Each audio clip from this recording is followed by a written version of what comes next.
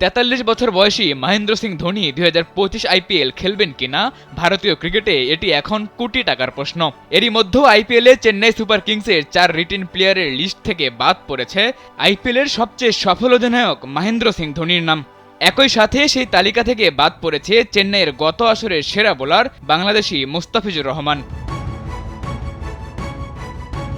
৫ বারের IPL champion Chennai ধরে রেখেছে তাদের পুরাতন ৪ প্লেয়ার মহিষ পাথিরানা, ঋতুরাজ গাইকোয়াড়, শিবম দুবে, সাথে আছে রবীন্দ্র জাদেজা।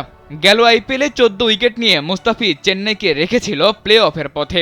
দলটির অন্যতম কাণ্ডারি মহেন্দ্র সিং ধোনিও ইঙ্গিত দিয়েছিলেন ২০২৫ আইপিএলে কাটার মাস্টারকে চেন্নাই রাখতে, কিন্তু রিটেইন লিস্টে জায়গা পাননি ধোনি নিজেই। তাই গুঞ্জন আইপিএলে নিজের শেষ ম্যাচটা খেলে ফেলেছেন এই বিশ্বকাপ জয়ী অধিনায়ক। আর নয় সৌন্দর্য নিয়ে চিন্তা, এবার নিজেকে সুন্দর করে তুলুন স্টাইল ম্যানিয়াক্সের সাথে।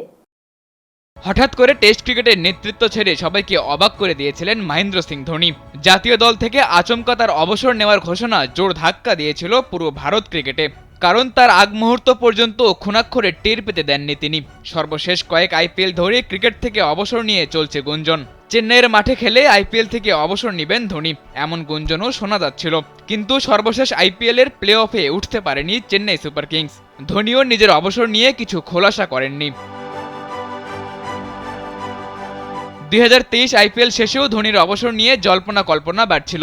সেবার শিরোপা জেতার পর নিজেই জানিয়ে দিয়েছিলেন আইপিএলের ১৭তম মৌসুমেও খেলবেন তিনি, কিন্তু এবার তেমন কিছু শোনা যায়নি তার মুখে। তাই তো কৌতূহল হয়েছে দ্বিগুণ। তাছাড়া পরের বছর আইপিএলে ধোনির বয়স হবে ৪৩, আবার হাঁটুতেও রয়েছে চোট, ফলে তার খেলার সম্ভাবনা আরও ক্ষীণ। তবে চেন্নাই জানাচ্ছে এখনই আশাহত হওয়ার কারণ নেই।